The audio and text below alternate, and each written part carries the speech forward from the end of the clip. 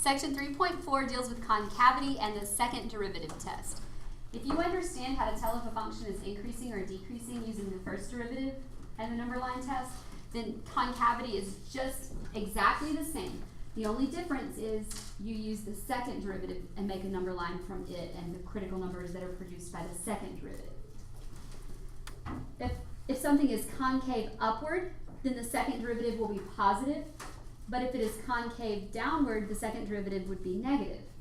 So basically, concave upward is sort of very similar to increasing.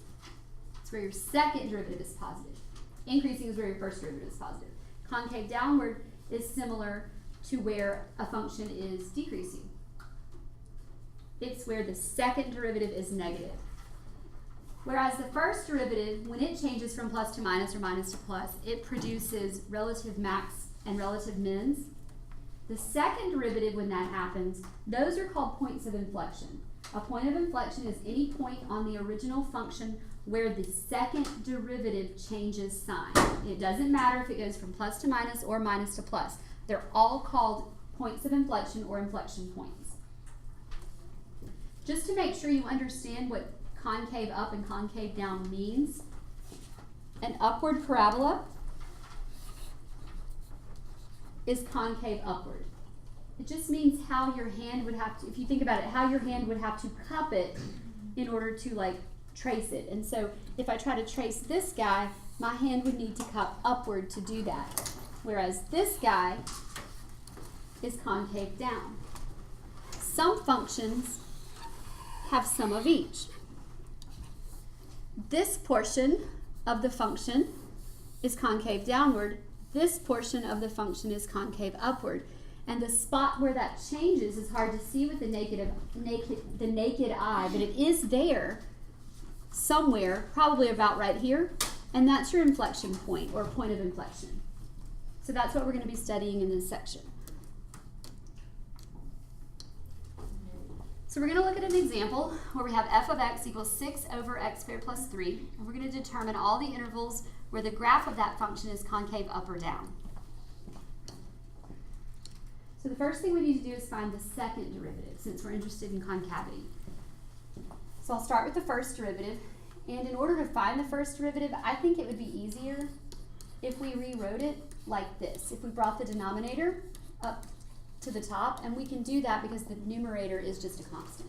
So rather than doing the quotient rule on that, and the derivative of the top being 0, I just want to do the chain rule. So if I take the first derivative, I have f prime of x is equal to power times coefficient, down 1 on the power, times the derivative of the inside, which is 2x. Then if I rearrange that, I have negative 12x all over x squared plus 3 to the second power. So here's our first derivative. And if we were interested in increasing and decreasing, we could stop there, set the top and bottom equal to 0, and make a number line. But we're interested in concavity, so we have to find the second derivative before we can do anything. Since this is our first derivative and it has variables on top and on bottom, we're going to have to do the quotient rule. So I'm going to come over to the side here and make a list of my low function, my high function, and then take their derivatives. See, the derivative of the bottom function would be 2 down 1 on the power times the derivative of the inside. So that will just be 4x x squared plus 3 to the first power. And then the derivative of the top is just negative 12. And we'll use that to piece together our second derivative. So let's look at our second derivative. So we have low d high, which is negative 12 times x squared plus 3 squared, minus high d low. So minus and minus will give me a plus 48x squared, multiplied by x squared plus 3. and all over low, which is just x squared plus 3 to the 4th power.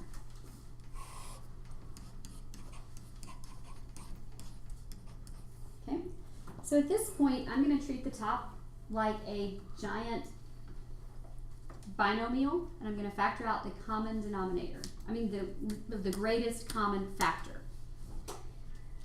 Okay? Mm-hmm. Okay. All right, so let's take out a 12 and one of these.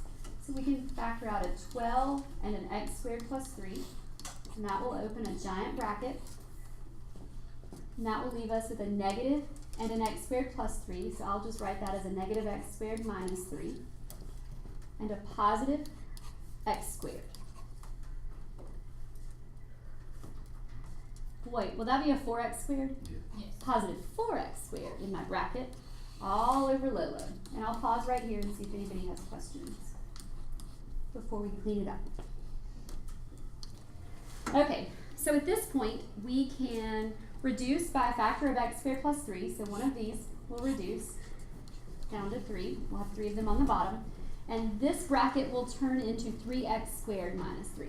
So my final second derivative looks like it is going to be 12 multiplied by 3x squared minus 3 all over x squared plus 3 to the 3rd power. So that takes care of the calculus. And now what we need to do is set the top and bottom equal to 0, just like we would with the first derivative. Find those critical numbers, and those are the ones we're going to put on our number line. So let's make some room over here.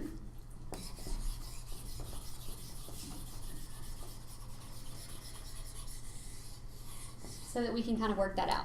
Take the top, and we have 12 multiplied by 3x squared minus 3. Set it equal to 0. Divide both sides by 12. We have 3x squared minus 3 equals 0. And we can either factor that or isolate the square. It doesn't matter. We'll have x squared equals 1. So x is plus or minus 1. So those are two numbers we're going to put on our number line. Then we'll take the bottom and set it equal to 0.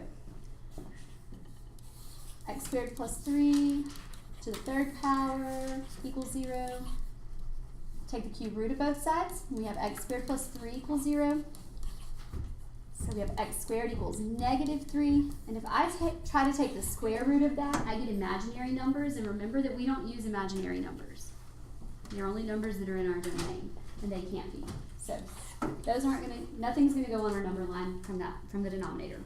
So now all I have to do is make a number line. Positive and negative 1 as my critical numbers. And then I'm going to pick some test numbers and substitute them into the second derivative. So let's test negative 2, 0, and positive 2.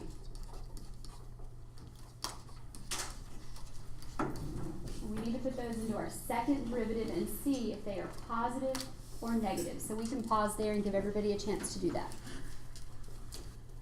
So when we substituted negative 2 into our second derivative, I got a positive 108 over 343. But all I care about is that the second derivative is positive, which means that it's concave upward from negative infinity to negative 1. When I substituted in 0, I got negative 4/3, which means it is concave downward between negative 1 and 1. And when I substituted in positive 2, I got another positive 108 over 343. So it's concave upward again. So we can just list those out. Oh, so you just write it out, there's not like a symbol? No, there's not. No, it would be nice if there were a symbol for it, but we just write it out. So it's concave upward on the two intervals from negative infinity to negative 1 and from 1 to infinity. And it's concave downward just between negative 1 and positive 1. This is just like what we did before. Right, it's exactly like, But you're just using the second. it's exactly like the first derivative, just like if you were trying to find increasing and decreasing, only you go to the second derivative and you test your numbers into there instead. So you don't use a bracket on the ones, right?